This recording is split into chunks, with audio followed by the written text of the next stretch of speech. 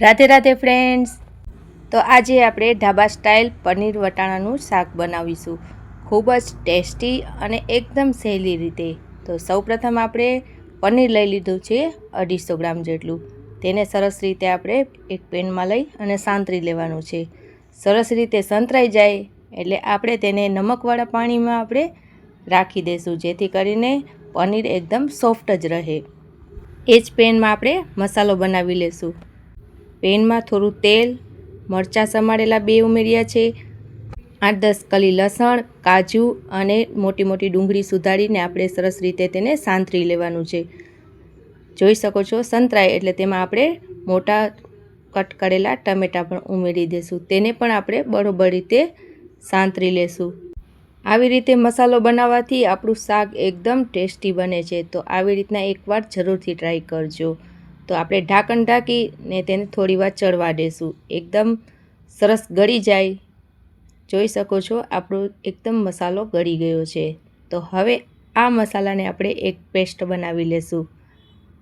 ત્યાર પછી એક કડાઈમાં 1 ચમચા જેટલું તેલ ઉમેરીશું। તેલ ગરમ થાય એટલે વઘાર માટે જીરું, 2-3 લવિંગ અને 1 તજનો ટુકડો ઉમેરીશું અને તેજપત્તા પણ ઉમેરીશું। સરસ રીતે સંતરાય ત્યાર પછી તેમાં લીલા મરચાં ઉમેરીશું અને લીલા મરચાં આપણે મોડા જ લીધા છે। ત્યાર પછી આપણે જે પેસ્ટ બનાવીને રાખેલી હતી તે તેમાં ઉમેરી દઈશું અને સરસ રીતે તેને સંતરાવા દઈશું। આપણો જો કે આ મસાલો બધો સંતરાયેલો જ છે એટલે બહુ વાર લાગશે નહીં। તો સરસ રીતે તેલ છૂટું પડે ત્યાર પછી તેમાં મસાલા એડ કરી દઈશું। અડધી ચમચી આપણે હળદર, 1 ચમચી મરચું પાવડર, 1 ચમચી કિચન કિંગ મસાલો, 1 ચમચી આપણે ઘરનો ગરમ મસાલો જ ઉમેરવાનો છે। હવે આ બધી ગ્રેવી આપણે એક સરખી મિક્સ કરી દઈશું। મસાલો અને ગ્રેવી બરોબર રીતે સંતરાઈ જાય તેમાં કસૂરી મેથી ઉમેરીશું અને તેને પણ આપણે મિક્સ કરી દઈએ અને બસ આપણો આ મસાલો તૈયાર જ છે। સરસ રીતે આપણો મસાલો સંતરાઈ ગયો છે।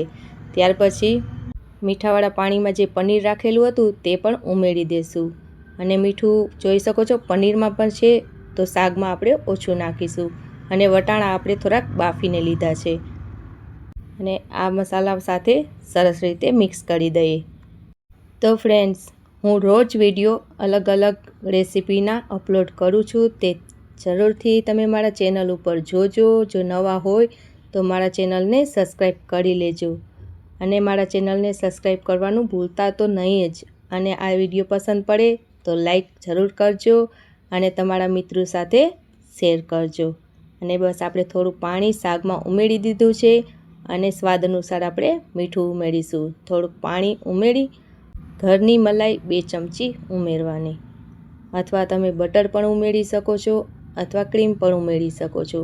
આનાથી આપણે આ શાકનું સ્વાદ એકદમ ક્રીમી આવશે। તો આપણું આ શાક એકદમ ઘટ થઈ જાય અને આ તૈયાર જ છે। બસ 5-6 મિનિટ લાગે છે બનતા। તેમાં કોથમીર ઉમેરી દઈશું। બસ શાક તૈયાર થઈ ગયું અને આ શાક જો તમે બનાવો એકદમ રેસ્ટોરન્ટ સ્ટાઇલ છે, તો એકવાર જરૂરથી ટ્રાય કરજો, ખૂબ જ ટેસ્ટી લાગે છે। જો આ વિડીયો તમને પસંદ પડ્યો હોય તો લાઈક, કમેન્ટ અને શેર કરજો।